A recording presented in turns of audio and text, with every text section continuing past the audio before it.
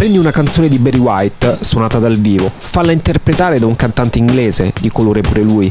Aggiungi il groove da un pezzo techno proveniente dagli Stati Uniti e suonato nei primi rave degli anni 90. Questo è Black Legend. E ora una domanda. Che diavolo c'entra l'Italia? Thank you.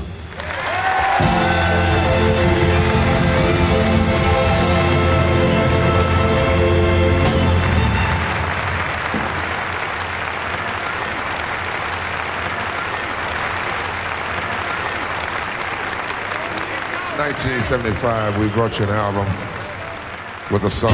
C'entra perché il progetto Black Legend nasce a Formia. Qui c'è lo studio di Ciro J. Reverse Sasso, è il 1999, ma questa storia comincia un decennio prima. Studiavo in istituto tecnico, studio elettronica, per cui mi sono ritrovato a 18 anni, alla maggiore età, ad avere questa gran passione per la musica e una discreta conoscenza, questa passione proprio per l'elettronica in generale. Era proprio il momento in cui le attrezzature elettroniche cominciavano a far parte integrante della produzione della musica dance. Ho scoperto i primi campionatori.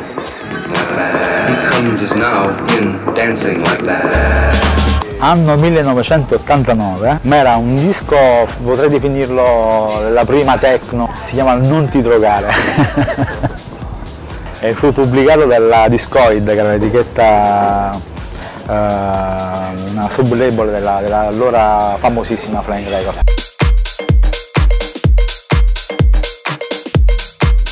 Al definirsi di questo fenomeno house, già da allora chi aveva un minimo di cultura musicale poteva cogliere le sfumature, quindi si cominciano a definire gli stessi stili della house music.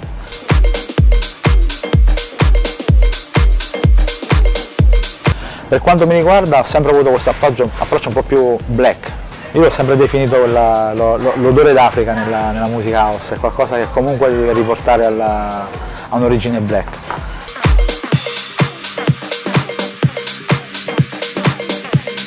I mentori dell'epoca potevano essere vari Todd Terry, i Masters of Work, tutto ciò che era poi fondamentalmente la scena newyorkese della house music.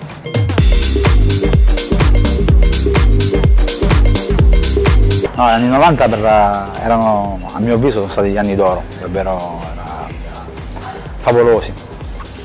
Sono stati gli anni in cui la house music si è affermata come fenomeno globale ed è ancora lì, voglio dire, per quello che è. Il mercato era ai suoi massimi.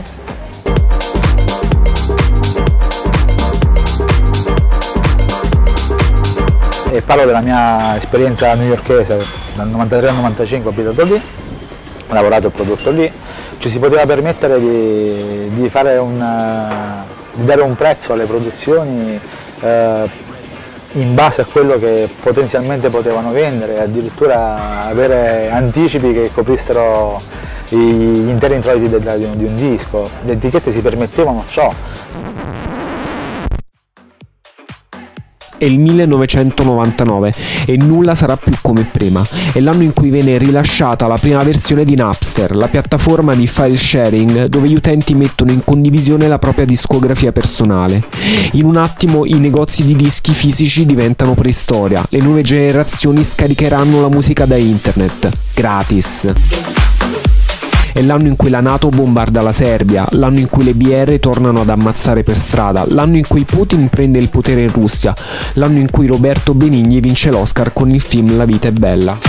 Nel 2000 You See the Trouble with Me è il numero 1 nella classifica di vendite in Inghilterra. C'è solo un precedente italiano. 2 anni prima Alex Farolfi raggiunge la vetta della chart UK con il progetto The Temperer e la traccia Feel It. I 2 anni precedenti, quindi a quella data, a quel periodo, sono stati forse i 2 anni un po' più critici degli ultimi vissuti. You See the Trouble with Me nasce come bootleg, cioè una versione distribuita e venduta senza licenze. Ai tempi dei vinili, quello delle white label era un mercato parallelo destinato agli addetti ai lavori. Il mercato cominciava a essere in leggera contrazione, le etichette diventavano un po' più selettive, per cui è nata quasi spontanea la voglia di arrangiarsi, no? Per cui è cominciata la stampa di questa serie di remake di pezzi anni 70, rivisti comunque per il dance floor. Black Legend è stato l'ultimo di quella serie di questi rework diciamo, quello che ha vinto su tutti.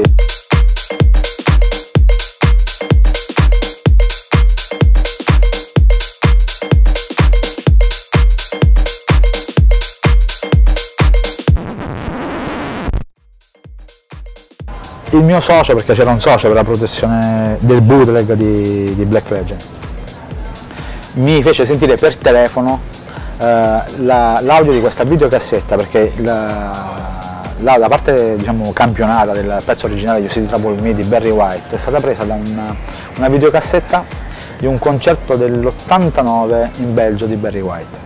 Come on, y'all, clap your hands. Put your hands together. Now, for what the room like. Sit down. I see you. I see you. Altro aneddoto nell'aneddoto, il primo rave a cui ho preso parte, dove mi sono esibito, era il Young Power di Avezzano, 25.000 persone. Ebbi la fortuna, tra virgolette, perché poi si è rivelata una fortuna, di aprire il mio set con House of God, che è il disco di DHS, da cui poi ho campionato la parte ritmica, la percussione famosa del pezzo. E per circa 10 anni ho vagato con un dischetto del mio Akai S950 del campionatore, con il campionamento di questo groove, cercando di infilarlo da qualche parte. Prima o poi avrei dovuto farci qualcosa.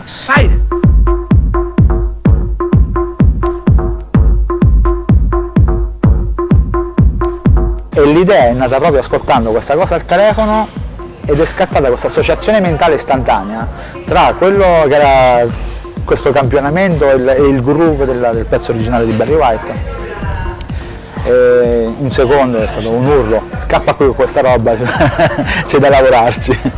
E il pezzo è nato in sole 7 ore di lavoro, dalla mezzanotte alle 7 del mattino dopo. È così chiaro l'idea che si andava a formare, e mi ci sono volute davvero solo 7 ore per poterlo realizzare. Alle 7 del mattino ho registrato il master, riavvolto il nastro, riascoltato, e la prima cosa che mi è passata per la testa è stata cosa ci devo fare questa cosa. Era troppo fuori dalle righe, per quello che era il format del momento, era oltre qualsiasi cosa. Ha avuto le sembianze per me quel mattino di una notte di follia. Ho fatto la solita cassettina degli anni 90, ascoltata in macchina un po' di volte. Gli amici che saltavano, tutti che saltavano, io ero ancora quello che: ma siete sicuri che questa roba?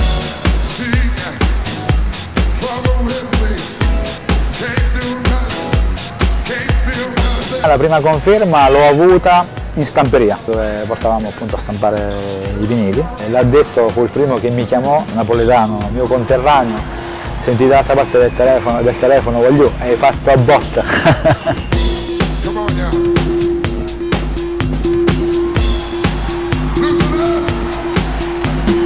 Un signore che si chiama Pete Tong, in quel di Londra, ha comprato la sua copia del disco e ha cominciato a passarla regolarmente in radio, ed è stato, c'è da dirlo, il fautore del successo, perché tutto l'interesse poi attorno a questo disco è cominciato da lì. Il disco, nella sua versione bootleg, finisce nelle mani di Pete Tong, DJ della BBC Radio 1. È l'Albertino d'Oltremanica. Il suo programma detta legge nel mercato della musica dance. Posso fare una stima, in base a quelle che sono state le licenze internazionali e tutto, di 2 milioni di copie alla fine. Per le compilation continua a vendere oggi ancora.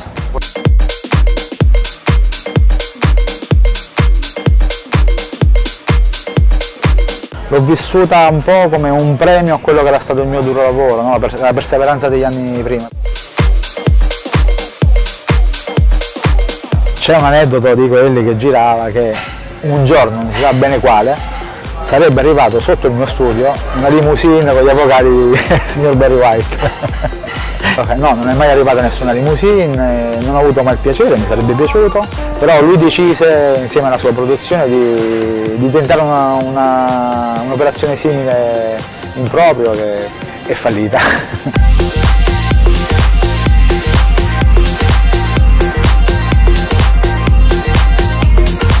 I lati negativi che poi ha portato a un successo del genere è stato forse il primo, il più importante, il fatto che sono stato di forza allontanato da quello che mi piaceva fare, perché quando ti capita di avere un successo del genere, vieni catapultato per forza di cose nel mondo pop, ma in quegli anni tutti si aspettavano da te una hit, qualsiasi cosa facevi doveva per forza di cose essere una hit, però tutto ciò mi ha lentamente, inesorabilmente allontanato da quello che era il mio mondo. L'house music avere la sua essenza, la sua essenza. Mi sono riapprocciato all'house music così come l'avevo lasciata appena prima di Black Legend.